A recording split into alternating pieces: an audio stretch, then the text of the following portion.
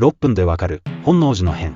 2、26日、光秀は坂本城を出発して丹波亀山城に到着。